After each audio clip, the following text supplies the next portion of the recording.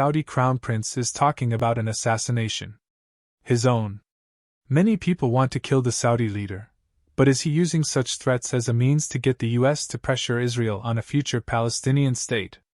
Saudi Arabia's de facto ruler, Crown Prince Mohammed bin Salman, knows a thing or two about assassinations. Lately, he's been telling US lawmakers he's at risk of one. The Saudi royal has mentioned to members of Congress that he's putting his life in danger by pursuing a grand bargain with the US and Israel that includes normalizing Saudi-Israeli ties. On at least one occasion, he has invoked Anwar Sadat, the Egyptian leader slain after striking a peace deal with Israel, asking what the US did to protect Sadat. He also has discussed the threats he faces in explaining why any such deal must include a true path to a Palestinian state, especially now that the war in Gaza has heightened Arab fury toward Israel. The broad contours of the largely secret and still developing pact have emerged in various reports, including my own. It includes multiple US commitments to the Saudis, including security guarantees via treaty, aid on a civilian nuclear program and economic investment in areas such as technology. According to some reports, in exchange Saudi Arabia would limit its dealings with China. It also would establish diplomatic and other ties with Israel, a huge boon for the Israelis given Saudi Arabia's importance among Muslim nations. To MBS' chagrin, however, the Israeli government has been unwilling to include a credible path to a Palestinian state in the pact. The way he put it was, Saudis care very deeply about this, and the street throughout the Middle East cares deeply about this, and my tenure as the keeper of the holy sites of Islam will not be secure if I don't address what is the most pressing issue of justice in our region, said one of the people with knowledge of conversations MBS has had with regional and American leaders. When I first heard about the Saudi royals' conversations, I was intrigued and skeptical. I thought, of course, of the late Jamal Khashoggi, the journalist MBS is accused of ordering killed. Now MBS is the one fearing for his life? Does this count as irony? I also remembered the many past reports of how MBS didn't care about the Palestinians, seeing their cause as slowing down Arab advancement, and their leaders as inept. I wondered why the threat he faces now is more serious than the threats he's long faced. He's pushed through dramatic social changes in Saudi Arabia, sidelining many of his relatives and conservative Islamist clerics who no doubt seethe about it. But the more I thought about it, and talked to people smarter than me, the more I've come to view MBS' framing of the situation as a clever diplomatic marketing strategy. He's saying his life is in danger to push US officials to raise pressure on Israel to bend to a deal he likes.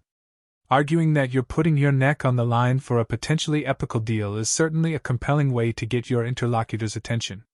In fairness, it's probably also true. Peacemaking is a dangerous business. That's especially true in the Middle East, where even before the Gaza war MBS was gambling by toying with the idea of establishing diplomatic ties with Israel. It's another way of saying, this is a momentous decision for me. That's why I need something for it, said Dennis Ross, a veteran Middle East negotiator who's worked for several American presidents. Saudi representatives whom I reached out to were, unsurprisingly, hesitant to detail the Crown Prince's conversations. The Saudi embassy in Washington declined comment.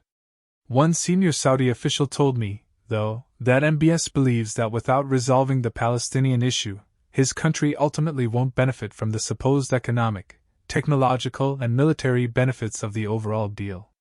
That's because we're not going to have regional security and stability without addressing the Palestinian issue, the official said.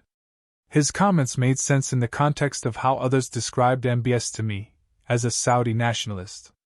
Whether he personally cares about the Palestinian cause is irrelevant.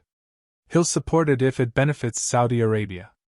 Like it or not, the megadeal in the works could massively change the Middle East, not least by seeing Israel and Saudi Arabia act as a united front against Iran. Given the electoral calendar, and the need for Senate ratification of any treaty involved, the bargain isn't going to become a reality anytime soon. But I anticipate that no matter whether Vice President Kamala Harris or former President Donald Trump wins the U.S. presidency in November, either one will still pursue some version of it. When the Palestinian militants of Hamas attacked Israel on October 7, sparking the war that continues today, many observers feared the grand bargain was dead. As the death toll in Gaza mounted, some 40,000 now, including civilians and militants, citizens of Arab countries have raged against what they see as Israeli atrocities.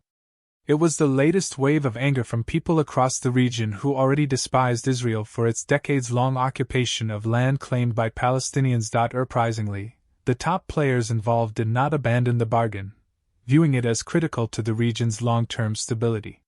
Some of the offers on the table, however, have had to change. Prior to October 7, the negotiators had brought in Palestinian leaders to see what could be included for their people in the deal, something a senior Biden administration official pointed out to me when I sought comment from the White House for this column. At that point, some small concessions, agreements for future talks or something, might have satisfied the Saudis. But now the demand is a clear, irreversible path to a Palestinian state. MBS is an autocrat who has clamped down on political dissent, but he still cares about public opinion.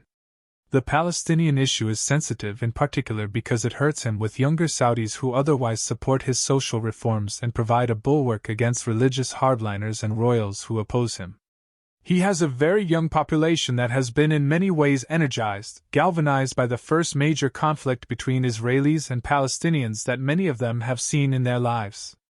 It doesn't take being inside his head to understand that this would be weighing on him, a second senior Biden administration official told me.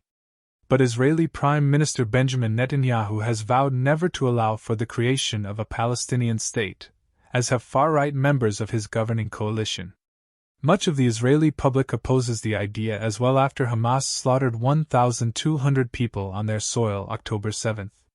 So far, there's little evidence that outside pressure will change Netanyahu's mind.